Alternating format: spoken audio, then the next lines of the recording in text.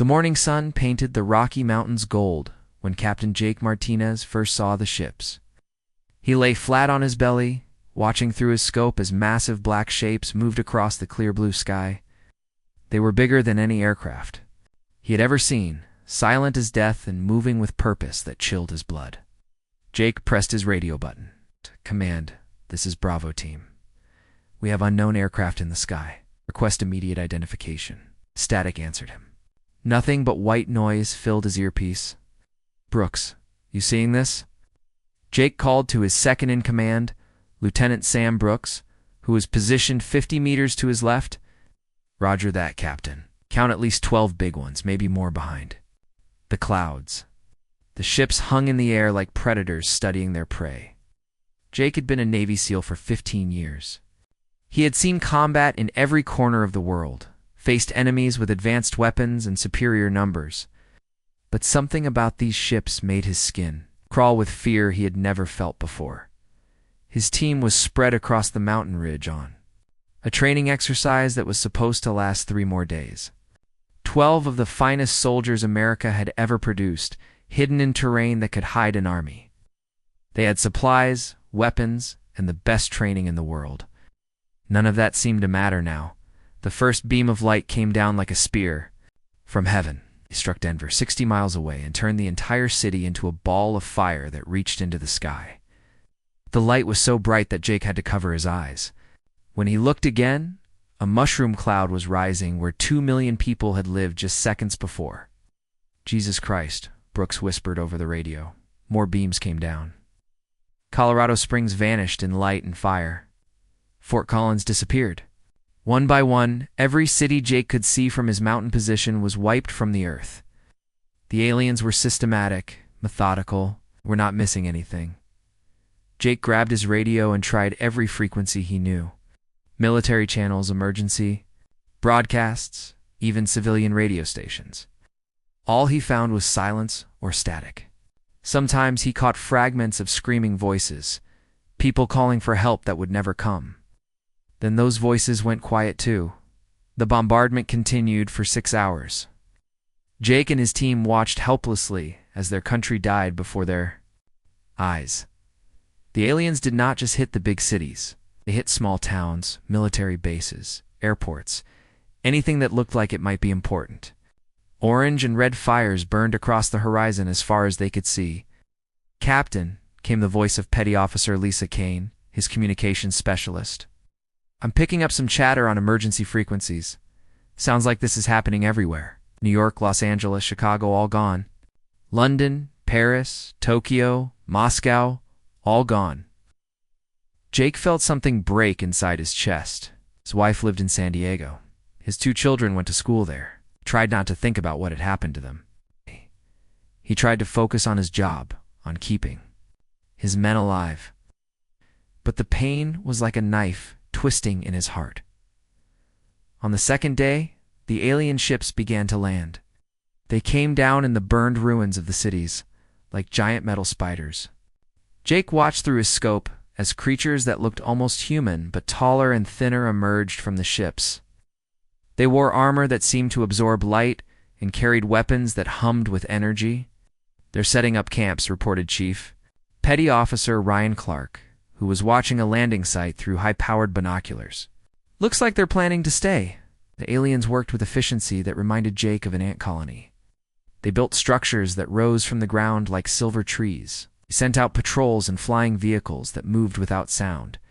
Most disturbing of all, they began collecting bodies. Jake watched as alien soldiers gathered the few human survivors they could find. Men, women, children, it did not matter. The aliens herded them into cages like animals. Some of the humans tried to run. The aliens cut them down with weapons that turned people into ash.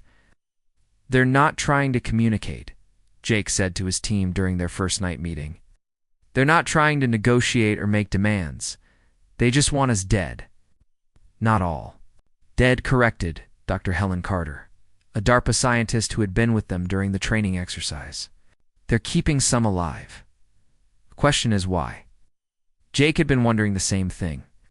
The aliens could have killed everyone on Earth in the first day if they wanted to.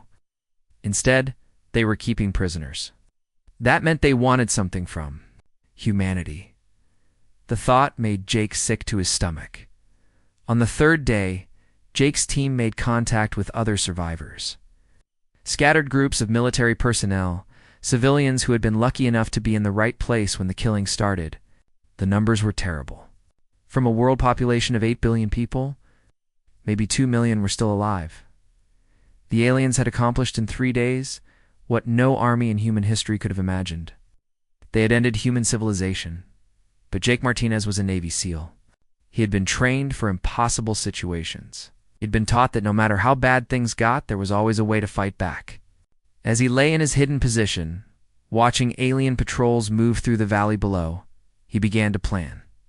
The aliens were confident, moved in small groups without much caution. They seemed to think that all resistance had been crushed. Their patrols followed predictable routes. They communicated with each other using technology that made sounds Jake's equipment could detect. "They think we're finished," Jake told his team. "They think they won the war, didn't they?" asked Petty Officer Carlos Mendez, the youngest member. Of the team, Jake looked at each of his soldiers. They were tired, scared, and heartbroken. They had lost everything they cared about. But they were still alive, and they were still fighters. "The war's not over until the last human being stops breathing," Jake said. "And I plan to be breathing for a long time." The alien commander who had orchestrated the attack was named War Commander Zefix, though Jake would not learn that name. For weeks, from his command ship in orbit, Zefix looked down at the burning planet with satisfaction. His species, the Corvani Empire, had conquered 47 worlds. Earth had been easier than most. The humans had put up almost no resistance. Their military forces had been destroyed before they could respond. Their governments had been eliminated before they could surrender. It had been a clean, efficient operation. Zefix had studied human history before the attack. He knew they were a violent species that fought wars constantly. But they fought like children with primitive weapons and simple tactics. The Corvani were thousands of years more advanced. The outcome had never been in doubt. Now came the second phase of the operation. His ground forces would secure the planet's resources, while his science teams studied the surviving humans. There was something unusual about this species, something that had caught the attention of Corvani researchers. Humans seemed to adapt to extreme conditions better than most species the Corvani had encountered. Sir reported Subcommander Krex, his chief of ground operations. All major population centers have been secured. Resistance appears to be completely eliminated. We have captured approximately 2 million specimens for research. "Excellent," Zefix replied. "Begin resource extraction. Immediately.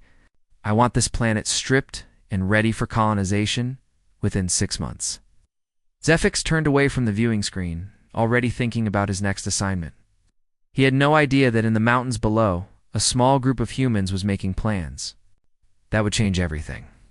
He had no idea that Jake Martinez and his team were about to show the galaxy what humans were really capable of when their backs were against the wall. The massacre was over, but the real war was just beginning. 2 weeks after the world ended, Jake Martinez crawled through a drainage pipe that led to an abandoned mine shaft in the Colorado mountains. His team had been moving constantly since the attack, staying ahead of alien patrols that searched for survivors. They had learned to move only at night, to sleep in hidden places, to leave no trace of their passage. The mine shaft was perfect for their needs. It went deep into the mountain, with multiple tunnels that provided escape routes. Most importantly, it was lined with enough metal or to block alien scanning equipment. Jake had tested this by watching patrols pass directly overhead, without detecting them. "This will work," Jake told his team as they explored the tunnels. "We can set up a base here, establish communications, maybe even start hitting back." Lieutenant Sam Brooks nodded as he examined the main chamber. "Good concealment, multiple exits, and high ground for observation. I like it." The team had been reduced from 12 to 6 during their escape from the bombardment zone. Some had been caught in the initial attack. Others had been separated during the chaos that followed. Jake tried not to think about their fate. In this new world, being separated usually meant being dead. His remaining team consisted of Brooks, Petty Officer Lisa Kane, who handled communications, Chief Petty Officer Ryan Clark, who was their weapons expert, Petty Officer Carlos Mendez there, youngest member, and communications specialist Alex Turner, who had proven surprisingly good at staying invisible.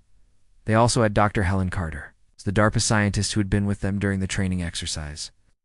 She had turned out to be more valuable than Jake could have imagined. Not only did she understand technology, but she had managed to save a briefcase full of classified files when they escaped the bombardment zone. According to these files, Dr. Carter explained as they settled into the mine, the military had been tracking unusual space activity for months before the attack. Something about ships moving at impossible speeds, but the reports were classified so high that nobody took action. Jake felt anger burning in his chest. So they knew something was coming? Maybe. But even if they did, what could they have done? Our best weapons couldn't even scratch those ships. Dr. Carter was right, but it still made Jake furious. Politicians and generals played their games. 8 billion people had died. Over the next few days, the team established their base. They set up sleeping areas, weapons storage, and a communications center where Lisa Kane worked around the clock, trying to contact other survivors. The mine's main chamber became their command center. With maps of the area and alien patrol schedules pinned to the walls, Jake spent most of his time on the surface. Watching alien activity through his scope, the creatures were methodical in everything they did. They sent out patrols at the same times every day. They followed the same routes, used the same communication frequencies. It was almost like they were machines instead of living beings. They act like they've done this before. Jake observed during one of their evening briefings, like they have a standard procedure for conquering planets. It's probably because they do, Dr. Carter replied. These aren't random killers. This is an organized military operation. They're following a plan. Lisa Kane looked up from her radio equipment. Captain, I've been monitoring their communications. They're using some kind of translation device that converts their language into basic English. I think they're doing it so their prisoners can understand simple commands. What kind of commands? Work orders, mostly? Move this, carry that, clean? This area, they're using human prisoners as slave labor. Jake felt the anger growing stronger. The aliens had not just killed most of humanity. They were using the survivors as tools. On their 6th day in the mine, Lisa made contact with another survivor group. A former Air Force colonel named Patricia Hayes had gathered about 50 people in an abandoned military bunker 200 miles south. Her group included civilians and military personnel who had escaped the initial attack. Martinez, is that really you? Colonel Hayes asked, over the encrypted radio channel Lisa had established. It's me, Colonel. Good to hear a friendly voice. Same here, son. We've been trying to establish a network of survivor groups. So far, we've found maybe 12 groups scattered across the western states. Total numbers are still coming in, but we're looking at maybe 300,000 survivors in North America. 300,000 out of 300 million. The numbers were almost too terrible to believe. What's the situation in other countries? Jake asked. Spotty contact. We've talked to groups in Australia, parts of Europe, and what's left of the Russian military. The story's the same everywhere. Yes. Massive casualties, scattered survivors, alien occupation forces. Over the following days, Jake learned more about the global situation. The aliens had established major bases in the ruins of every major city. They were strip mining resources and loading them onto cargo ships that carried the material into space. They had also set up research facilities where human prisoners were being studied. They're not just conquering us, Dr. Carter explained. After analyzing intercepted alien communications, they're trying to understand us. There's something about humans that interests them. What kind of something? I'm not sure yet. But they keep referring to human adaptability and resilience. Like they've never seen anything like it before. Jake found this interesting. If the aliens were studying humans, it meant they were learning about human capabilities. But it also meant they didn't fully understand those capabilities yet. That might be an advantage. The team began planning their first operation. Jake had identified a small alien outpost about 20 miles from their base. It was manned by only 4 aliens, and appeared to be some kind of communications relay. If they could capture it, they might learn valuable intelligence about alien technology and plans. It's risky, Brooks pointed out during their planning session. If we hit them and they don't report in, other aliens will come looking. Why we make it look like an accident, Jake replied. We study their equipment, take what we can use, then destroy the rest. Make it look like a technical malfunction. Dr. Carter had been studying pieces of alien technology that the team had recovered from patrol sites. The aliens seemed to rely heavily on automated systems and electronic communication. Their weapons were energy-based and incredibly powerful, but they appeared to have limited ammunition capacity. Their technology is definitely more advanced than ours, she explained, but it's also more complicated. Our equipment is simpler, but more reliable. Their stuff seems to break down if it gets damaged. This gave Jake an idea. Human equipment was designed to work in terrible conditions. Military gear was built to function when it was dirty, wet, damaged, or poorly maintained. Alien technology might be powerful, but it probably wasn't as tough as human gear. 2 weeks into their stay at the mine, Jake made a discovery that changed everything. While watching an alien patrol through his scope, he noticed something that made his blood run cold. The aliens were collecting human children and separating them from adults. They're taking kids to different facilities, he reported to his team. Whatever they're doing to the adults, they're doing something different to children. Elisa Kane Had been monitoring more alien communications. I think they're trying to study human development. How we grow, how we learn, how we adapt to new situations. The idea that aliens were experimenting on human children filled Jake with a rage that was different from anything he had ever felt. This wasn't just about revenge anymore. This was about protecting what was left of humanity's future. We're going to hit that outpost, Jake announced. We're going to hit it hard.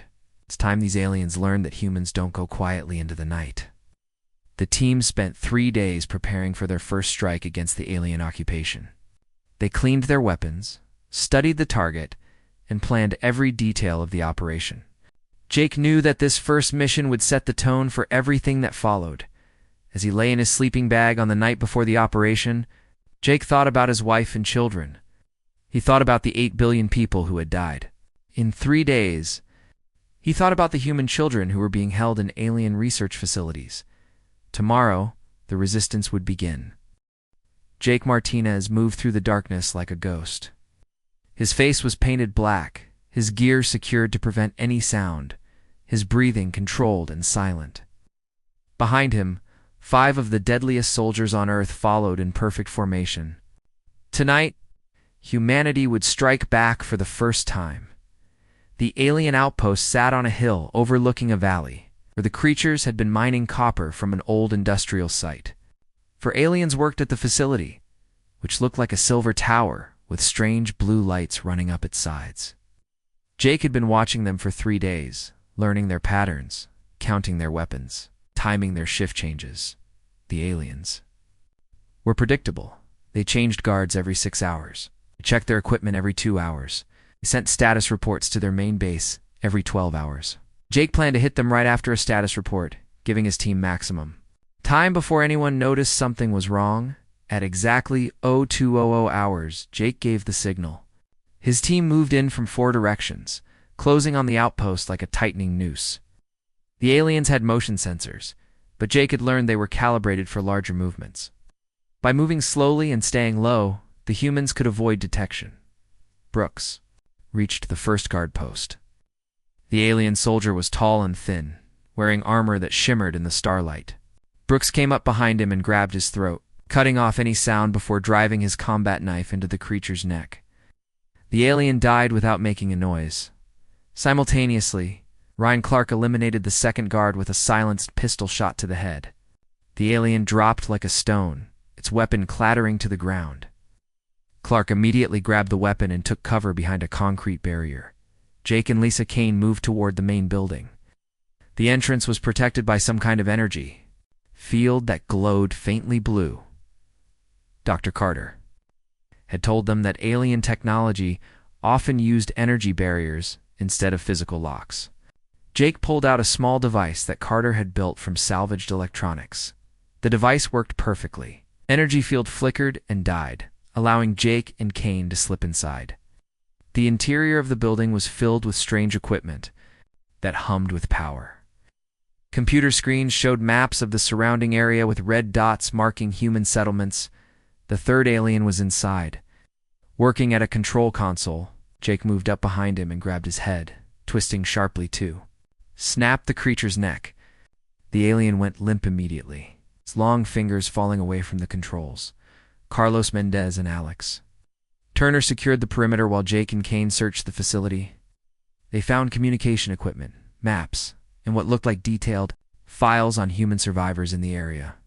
Most disturbing were the medical files that showed experiments being conducted on human prisoners. Jesus, Kane whispered as she looked through the files. They're taking people apart to see how we work. Jake felt cold fury building in his chest. The files showed that aliens were studying human biology, trying to understand how humans could survive in conditions that would kill other species. They were particularly interested in human healing rates and pain tolerance. Lisa, Kane were quickly to download everything from the alien computers while Jake planted explosives around the critical equipment. They had practiced this operation dozens of times in the mine, but doing it for real was different. Every sound seemed too loud, every second stretched like an hour. Got it, Kane reported after 20 minutes. Everything's copied to our drives. Move out, Jake ordered. 2 minutes to detonation. The team withdrew as silently as they had arrived. Jake was the last to leave, making sure the explosives were properly placed. As they reached their rally point 300 meters away, the outpost exploded in a brilliant flash of light and sound. The explosion looked exactly like a technical malfunction. The alien equipment had been designed to contain energy, so when it failed catastrophically, it consumed itself completely. To any investigating aliens, it would appear that their own technology had simply broken down. First blood to the humans, Brooks said quietly as they watched the burning wreckage. But Jake knew this was just the beginning. The real test would come when they tried to use the intelligence they had gathered. Back at the mine, Dr. Carter worked through the night analyzing the captured alien data. What she found was both encouraging and terrifying. The aliens who called themselves the Corvani had conquered 47 other worlds using the same methods they had used on Earth, but none of those worlds had produced organized resistance. They're not prepared for guerrilla warfare, Carter explained to the team. Every other species they've conquered either fought them in space battles or surrendered immediately. They've never faced an enemy that hits and runs, that blends into the civilian population, that fights dirty. This was the advantage Jake had been looking for. The Corvani were technologically superior, but they were also rigid and predictable. They followed standard procedures because those procedures had always worked before. They had never learned to adapt to unconventional tactics. Over the next 2 weeks, Jake's team conducted 3 more raids on alien facilities. Each operation was different, designed to confuse the aliens and make them think they were facing random technical failures rather than organized attacks. They hit a supply depot, a communication relay, and a small research station.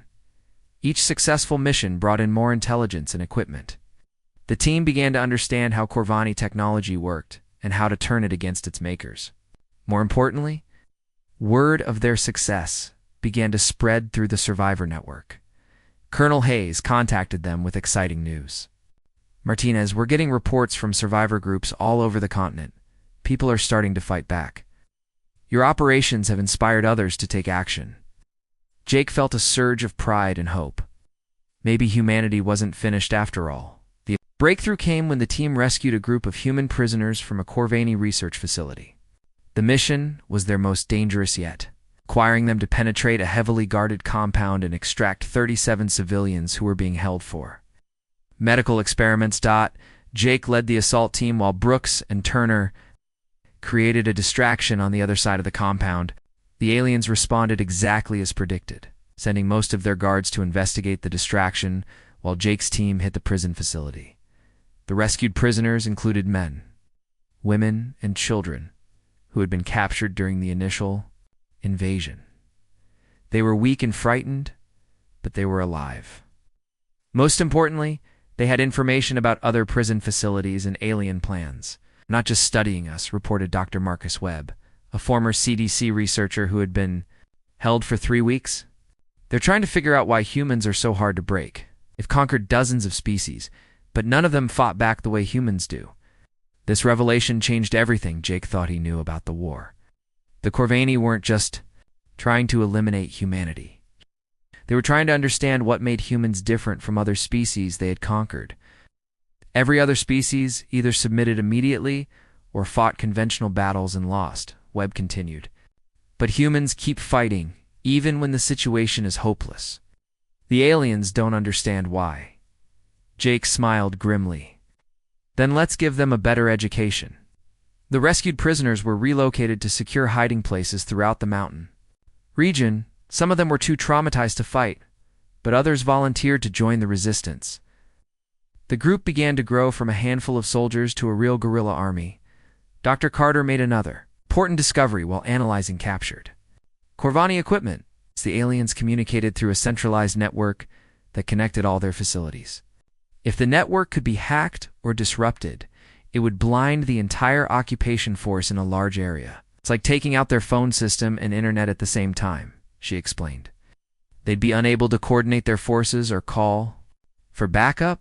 Jake began planning their biggest operation yet. Instead of hitting individual targets, they would strike at the communication network itself. It would be incredibly dangerous, but if it worked, it could spark a general uprising across the entire region.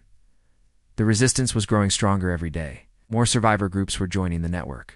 More successful attacks were being conducted against alien targets. The Corvani were beginning to realize that their conquest of Earth was not going as smoothly as planned. In orbit above Earth, Corps Commander Zefix studied reports from his ground commanders with growing concern. Equipment failures were becoming more frequent. Patrols were disappearing. Supply convoys were being attacked. The human prisoners were becoming more difficult to control. "Sir," reported Sub-Commander Krex, "I believe we are facing organized resistance from surviving human military units." Zefix considered this possibility. His intelligence indicated that human military forces had been completely destroyed in the initial bombardment. But perhaps some units had survived and were now conducting guerrilla operations. "Double all patrols," Zefix ordered. "Begin active sweeps for resistant cells. I want this primitive uprising crushed before it spreads." Jake Martinez had no idea that the alien commander was taking his operation seriously. He was too busy planning the next phase of the resistance. The awakening had begun, and nothing would ever be the same. Sub-Commander Krex stood in the ruins of what had once been Denver, staring at the wreckage of another destroyed Corvani facility. This was the 8th attack in 2 weeks, and his patience was running thin. The humans were proving far more troublesome than any species the Corvani had conquered before. Krex was a hunter by nature. On his homeworld, he had tracked the most dangerous predators through poisonous swamps and frozen wastelands. He understood how prey thought, how it moved, how it tried to hide. But these humans were different. They did not behave like prey at all. Analysis report, Krex demanded from his science officer. "The explosion pattern suggests internal sabotage, sir. The humans somehow gained access to our facility and planted explosives designed to mimic equipment failure. They also downloaded our tactical databases before destroying the equipment." Krex felt a cold anger building in his chest. The humans were not just destroying Corvani facilities. They were learning from them, stealing information, and using that knowledge to plan better attacks. This was not the behavior of a defeated species. "Deploy hunter-killer teams," Krex ordered. "I want every mountain, every cave, every possible hiding place searched. These terrorists will be found and eliminated." War Commander Zefix had given Krex complete authority to deal with the human resistance. The orbital commander was growing impatient with the delays in resource extraction. What should have been a simple mopping-up operation was turning into a prolonged campaign. Jake Martinez crouched in a narrow cave, watching alien aircraft sweep the valley below. The Corvani had changed their tactics completely. Instead of predictable patrols, they were now conducting random searches with advanced scanning equipment. They were also using human prisoners as guides, forcing captured survivors to lead them to possible hiding places. "They're learning," Brooks observed as he watched the search pattern through his binoculars. "They're not following their old procedures anymore." Jake nodded grimly. The easy victories were over. The aliens had adapted to human guerrilla tactics, much faster than he had hoped. Worse, they were becoming more brutal in their treatment of prisoners. Reports from other resistance cells told of mass executions designed to terrorize the human population. Lisa Kane monitored alien communications from deeper in the cave. "Captain, they're calling in more search teams. Looks like they're planning to sweep this entire mountain range." The resistance had grown rapidly over the past month.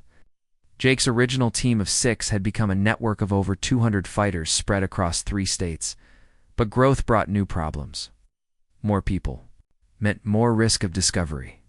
It also meant more people who depended on Jake's leadership to stay alive.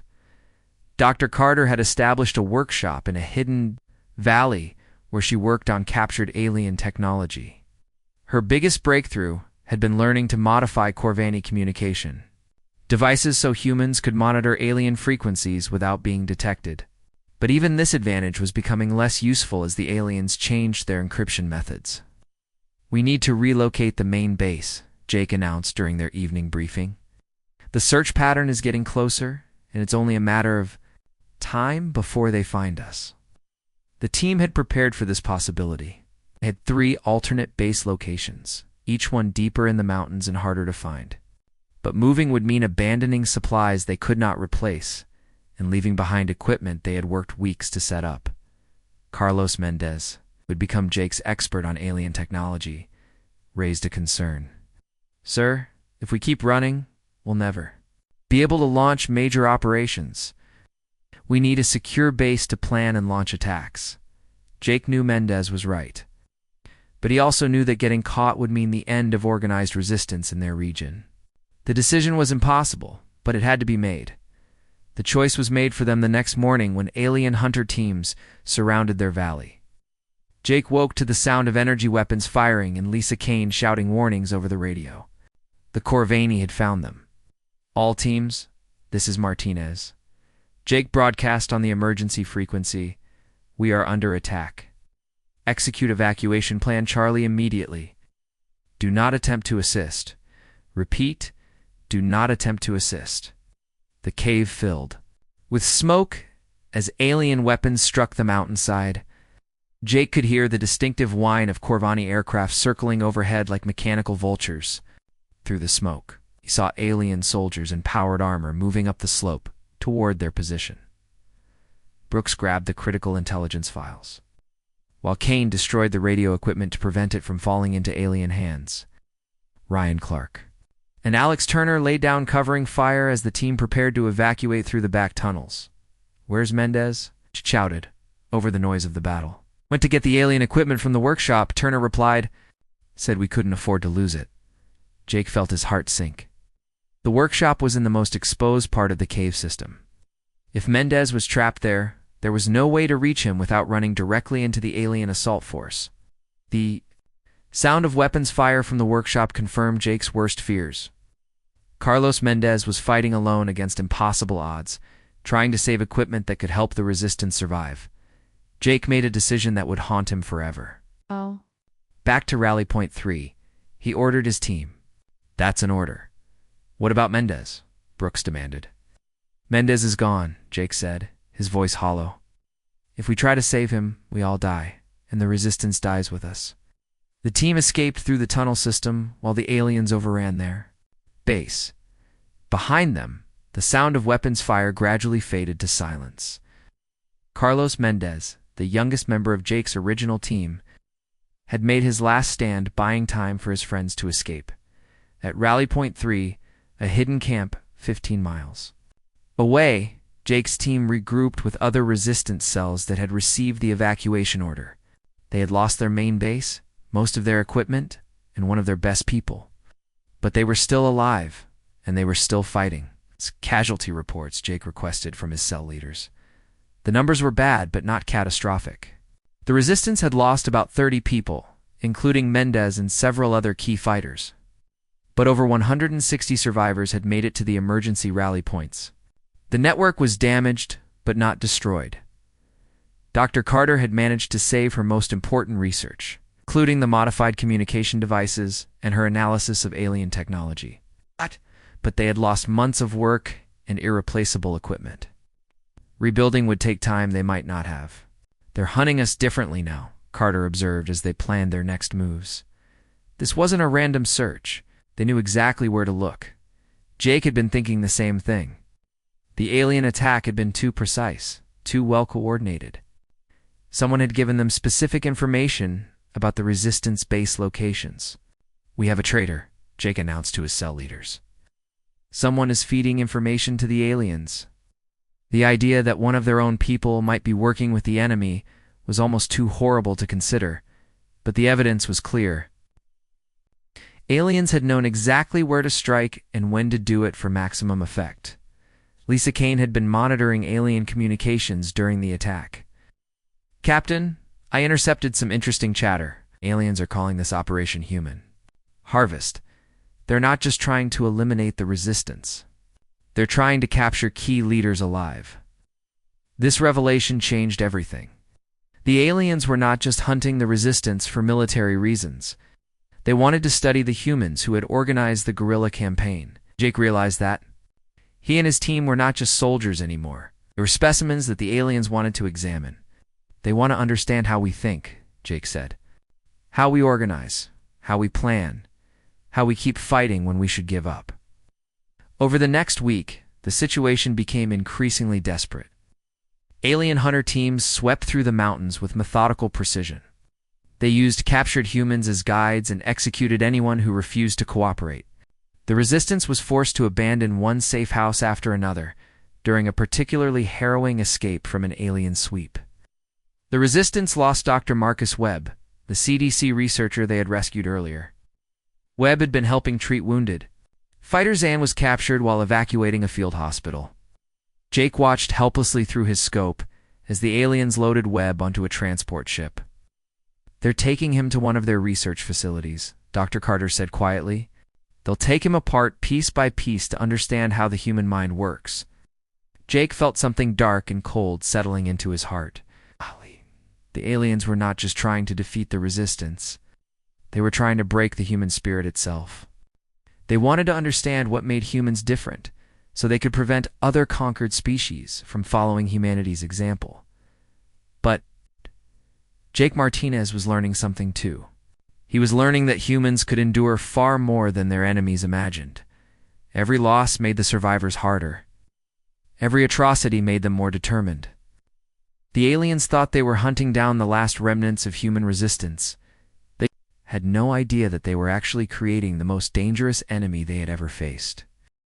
Jake Martinez stood on a ridge overlooking the Denver ruins, where the main Corvini command center rose like a silver spear into the gray sky. 3 months of running and hiding had led to this moment. Operation Retribution would either free Earth from alien occupation or end human resistance forever. The plan was simple, but dangerous. At exactly midnight, resistance cells across North America would strike every major Corvini facility simultaneously. While the aliens were distracted by multiple attacks, Jake's team would assault the Denver command center and destroy the central communication hub that coordinated the entire occupation force. Dr. Carter had discovered that the Corvini relied completely on their communication network. Without it, their ground forces would be blind, unable to coordinate or call for orbital support. But the network was protected by the most heavily defended facility on the continent. "Radio check," Jake whispered into his headset.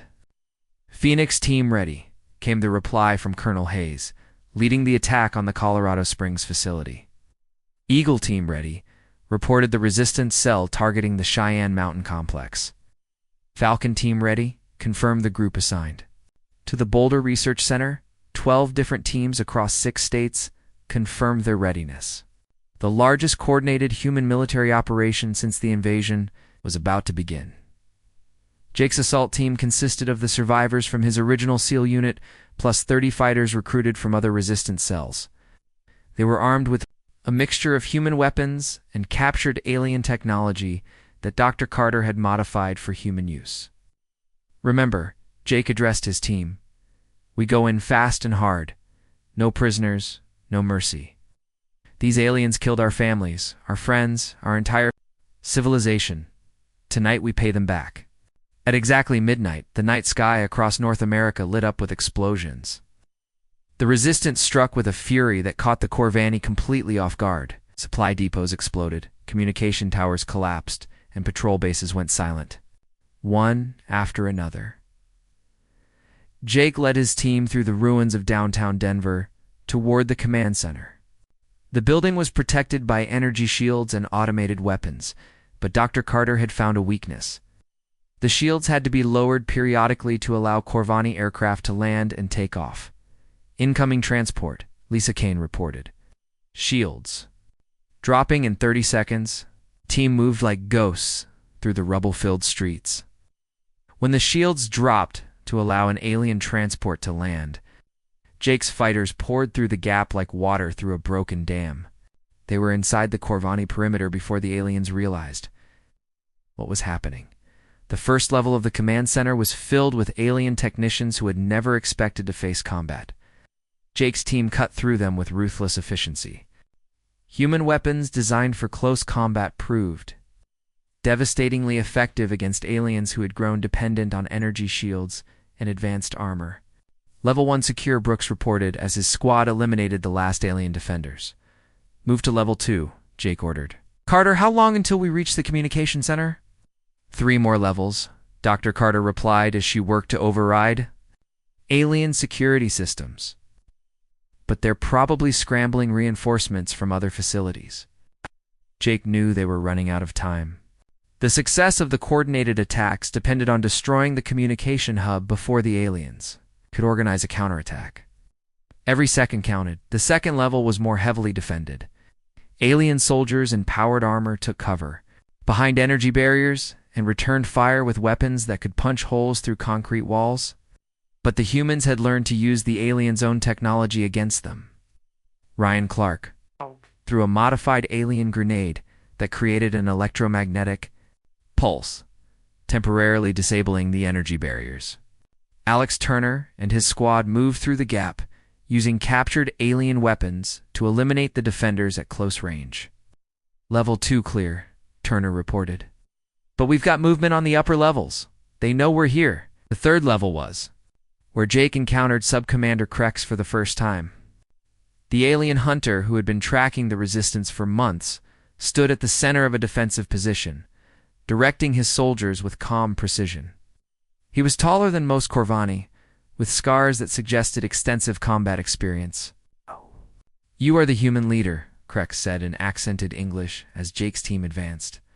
I have been looking forward to meeting you. The feeling's mutual, Jake replied, raising his weapon.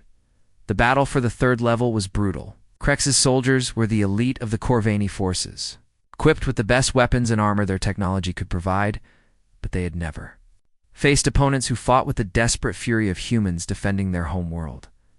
Lisa Kane flanked the alien position while Brooks created a distraction from the front. Jake moved through a damaged section of the building, using rubble for cover as he worked his way toward Krex's position. The alien commander was focused on the frontal assault and did not see Jake approaching from the side. Jake's first shots shattered Krex's energy shield. The second burst caught the alien in the chest, sending him crashing into a bank of computer equipment.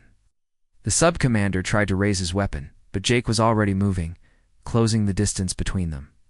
This is for Carlos Mendez, Jake said as he grabbed Krex by the throat, and for 8 billion dead humans. Jake's combat knife found the gap in Krex's armor. The alien hunter who had terrorized the resistance for months died looking into the eyes of a human who had nothing left to lose. Level 3 secure, Jake reported, moving to the communication center. The fourth level housed the central communication hub that controlled Corvani. Operations across the continent. Dr. Carter immediately began working to access the system while Jake's remaining fighters secured the area. I'm in, Carter announced after 10 minutes of frantic typing. I can see their entire network. Captain, this is bigger than we thought. I can access communication nodes all over the planet. If they could disrupt global Corvani communications, it might trigger resistance uprisings on every continent. Do it, Jake ordered. Shut 'em all down. Carter's fingers flew across the alien control systems. One by one, communication nodes across Earth went dark. In London, Paris, Tokyo, Moscow, and 100 other cities, Corvani forces suddenly found themselves cut off from their command structure. The effects were immediate. Reports flooded in from resistance cells around the world. Alien forces were retreating to their primary bases. Orbital bombardment had stopped. Most importantly, human survivor groups were emerging from hiding and launching attacks on isolated alien positions. It's working, Kane reported as she monitored global communications. Resistance groups are hitting alien targets on every continent. The bastards are in full retreat. But Jake knew the battle was not over. War Commander Zephyx still commanded the orbital fleet, and he would not give up easily. The real test would come when the aliens tried to regain control of their ground. Force as the answer came in the form of orbital bombardment. Energy beams began raining down from space, targeting major resistance strongholds. But without ground-based targeting data, the orbital strikes were far less accurate than before. Many missed their targets completely. Dr. Carter made one final dot tour. Discovery as she explored the alien communication system. Jake, I found something. The Corvani have been sending regular reports to their home empire. According to these files, Earth was supposed to be pacified and ready for colonization within 6 months. How long has it been? Jake asked. 8 months. They're already 3 months behind schedule, and now they've lost contact with most of their ground forces. Their empire is going to want to know why. Jake smiled grimly. The Corvani Empire had conquered 47 worlds using the same methods. They had never encountered serious resistance before. Earth was teaching them that some species could not be broken. Over the next week, the tide of war shifted dramatically. Corvani ground forces, cut off from orbital support and unable to coordinate their operations, found themselves under constant attack from human resistance groups. Many alien units surrendered or retreated to heavily fortified positions. War Commander Zephyx, watching the collapse of his ground operations from orbit, made a decision that would haunt the Corvani Empire for generations. He ordered a general evacuation of all Corvani forces from Earth. The evacuation took 3 days. Jake watched from the ruins of Denver as alien transport ships rose into the sky, carrying the survivors of the occupation force back to their fleet in orbit. The last ship to leave carried War Commander Zephyx himself, defeated by a species he had expected to crush in weeks, but the victory came at a terrible cost. Earth's population had been reduced from 8 billion to less than 50 million. Entire civilizations had been wiped out. Cities lay in ruins. The planet would take generations to recover. Jake stood in the command center that had once controlled the alien occupation. Looking out at the world his species had paid such a terrible price to reclaim. The war was over, but the real work was just beginning. Humanity would have to rebuild everything from the ground up. Dr. Carter joined him at the window. "What do you think happens now?" she asked. Jake thought about the question for a long moment.